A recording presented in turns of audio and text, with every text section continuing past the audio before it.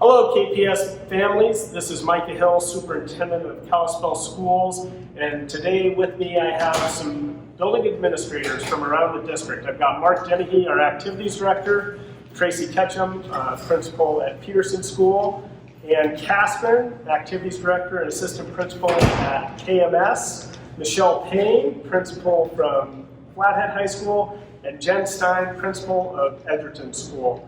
Thank you everybody for being here today. Oh, thanks for having us. You bet. So I want to talk to our families just a little bit about what school's going to look like. We've put out some documents in print, and those can be difficult to navigate and have an understanding of what things are going to look like. So I just wanted to ask a few questions, and hopefully you can help share some information with our families. So Michelle, I'm going to start with you at Flathead High School, obviously the largest school in the district, and wanted to just ask a little bit about some of the things that are happening at Flathead High School. So in particular, obviously a lot of kids moving through the hallways. How are things going to look differently than maybe they have in the past? Well, kids are going to find walking into the building that we are requiring masks here. They're going to find a lot of hand sanitizer, both in common areas and in classrooms. There's an expectation that kids are going to keep distant from each other. One of the biggest, most noticeable differences they'll find is during lunch. In our commons area, we're going to be spreading tables out, so they'll see fewer tables in the main area, and they'll see tables in places that we didn't normally have them. And we're asking students to sit in the same spot every day for lunch, because one of our responsibilities as a school is to help the health department with contact tracing in the event that somebody tests positive. So we need to know where kids are sitting every day, who they are sitting next to during lunch, so that will be different. Yeah, that will be different. Tracy, maybe talk to us a little bit. Obviously we have 6 elementary schools in our district, and you and Jen are here representing our elementary principals. Talk to us a little bit about how things are going to look differently in the elementary schools. So we'll vary just a tiny bit because of the size of our buildings and what we can physically do, but students, recess is probably one of the biggest changes. We will, at Peterson anyway, have our playground sectioned off into about 5 different sections by grade levels, and our grade level kids will need to play within that section and rotate on a daily basis, and there will be one of our paras that will be assigned to a grade level all day, and at recess and lunchtime that will stay with them. They will be spread out, so it'll be a longer lunch period, and kids will be spread out in the cafeteria more than normal, so it'll be a little bit of a longer stretch during the time. But recess will be one of the biggest challenges for the kids outside to stay in an area that they'll need to stick to with their grade level group. Yeah, great. And Jen, Edgerton School, one of our largest elementary schools, is also going to look a little bit different. So talk to us just a little bit. It's one thing to put it in writing, what it's going to look like, but can you talk to us a little bit about how things might change? Sure. So, as we keep up with the recommendations from the health department, we will continue to change and always do what we feel is best for our kids. And so we hope to not change it too often for parents, but when we do, we'll clearly communicate that. And at this time, hallways will be spread out. Everybody, like Tracy said, all elementary schools really are focusing on keeping kids within their grade level pods and not mixing. Like Michelle said, we'll have seating charts in all areas for everything, still allow movement, and for kids to be kids, but do that while being safe and following the guidelines. And as we need to change things, we will, and we will communicate that for the health and safety of our staff and our students. Oh, thank you, Jen. And at Kalispell Middle School, over 1,000 students. What are you doing at Kalispell Middle School, say around lunchtime? So we're going to do a couple of things, but at lunch, I think the biggest thing is we have teachers who have volunteered to take students in their classrooms. So some home bases will be eating up in their home base classroom with their teacher, and then that's going to allow us to spread kids out in the lunchroom. So our goal is to have 4 to 5 kids at a table instead of 8, because that will be the one time a day when they will be unmasked.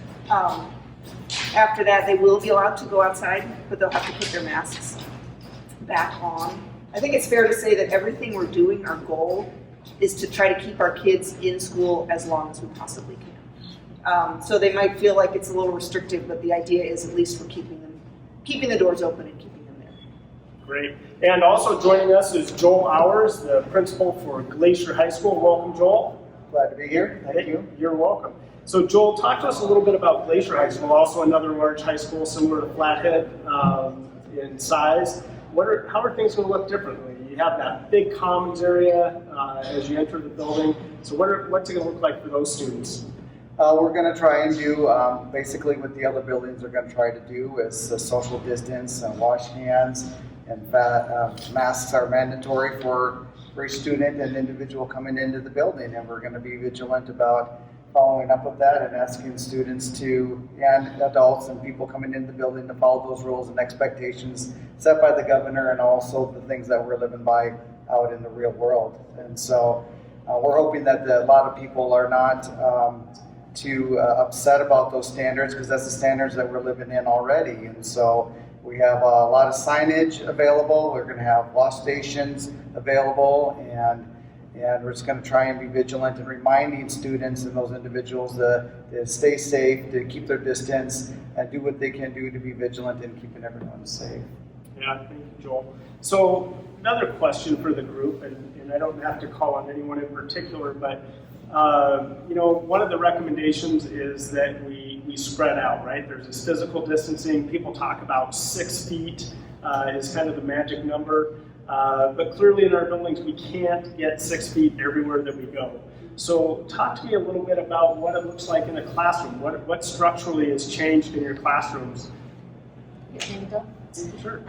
So I think a lot of us in the elementary, we have ordered plastic desk shields that will go on the desks, and teachers will have masks on. Teachers, like our specialists that are with a mix of kids, they will have face shields that have a covering around their neck. So kids in masks, physical plastic barriers on their desks that will help maintain some of that distance, and a lot of hand washing and sanitizing during the day. So a lot of time hand washing before school, when they enter, coming in from recess, going to lunch, coming from lunch, coming in from recess, and then cleaning the desks at lunchtime and at the end of the day. So they'll be sanitizing. And I would say that every school and every classroom is made up differently. Some have tables, some have desks, some will have 28, some will have 30, and some classes will have 20. So what it looks like in every class will differ, but our goal will always be to do the best that we can with what we have. We've ordered clipboards in many of our schools, so some kids can sit on the floor and spread out while others are at tables. And we'll do our best to all face the same direction and to spread out the best that we can, but every classroom will look a little bit different in the district based on the makeup of their classroom. At the high school level, science classrooms in particular are challenging because you have fixed physics, chemistry, biology facilities in there, and so we are having to stretch out in some very creative ways. Our space for the desk is pretty small, and so we're having to be creative and moving desks outward where we can within those rooms. So they may be large rooms, but as far as desk space, that's small. So we're having to figure out how best to separate kids in those science rooms. Yeah, and in the middle school, we've had teachers remove sort of extraneous furniture from their rooms, so there's a little more room for tables to spread out. But also just the routine, I think our students will be cleaning as they come in, so when they come in and sit down at a space, and this will be a little bit at teacher discretion if they do it at the beginning of a period or the end, but they'll be cleaning each period in between when other students come in, so that the space is hopefully has been sterilized. So that's just more routine. I think a lot of the teams are going to try to set a spot where the kids can have a mask break. So perhaps a spot out in the pod if it's 6th grade, or maybe someplace in the halls where some of those kids who just need that time to take that mask off for a little bit will have a chance to go do that for a few minutes during the day. How about at Glacier High School? I think very similar. I mean, we're going to be creative in using our rooms the best that we can. You'll see a lot of desks on the perimeter of the classrooms, and it will impact our teaching as well. You know, there's a lot of teaching strategies the last 10 years where you're elbow to elbow or knee to knee. You're not going to see that as much. You're going to see the physical distancing. You're going to see a lot of flexibility. You're going to see a lot of creativity on the part of our staff and students to make it work. So Mark, since you were just talking, activities have really been at the forefront of a lot of conversations. We've met with the governor, our county health department, a lot of Zoom meetings around that. What can you tell us about high school activities in particular? And then Ann, maybe you can talk to us a little bit about middle school activities. You know, I guess, first of all, we've been working with our high school activities since June 1st. Both Flathead and Glacier have worked incredibly hard, having processes and procedures for our kids to come in and lift and run and jump and do the open gyms. So we've done a lot of work in regard to that. Just lately, it's been a little challenging trying to figure out what our schedules are actually going to be. We finally have got that nailed down, and we did that last Friday. Finally, we got some good word from the governor midweek last week that activities and schools are different from the regular and larger community. And he gave us some direction where the health officers are to work with the schools on the 50 rule. And we met with our city county health officer, and she was outstanding. She understands what we're dealing with. She knows that we're going to have to be flexible. She knows that COVID's going to be around for, you know, probably most of the year at least, and we've got to be able to work with it and through it. And we're coaching our coaches up that we've got to be the best at navigating through this pandemic, and they've been open, they've been flexible, and we've been practicing and working out to date, and hopefully all goes well. Great, yeah, so middle school, I think Mark said it earlier, I mean, the good news is we're getting to have our activities, and we're getting to have our kids participate and be active and be part of these teams. We met with the middle school ADs and did come to this sort of tough conclusion that we're just not going to have spectators at our sports. Some of the facilities at some of the middle schools are just very small, and they couldn't manage social distancing, you know, even if they could just keep a few people in there. One of the football fields, he tried to space it out. He said, I don't even think I could get, you know, 2 participants per team member along the side. So they just don't have room. So, and we just thought it's not fair if we say, okay, you come to these games, but not these games, and then the games that were open would just get flooded with parents.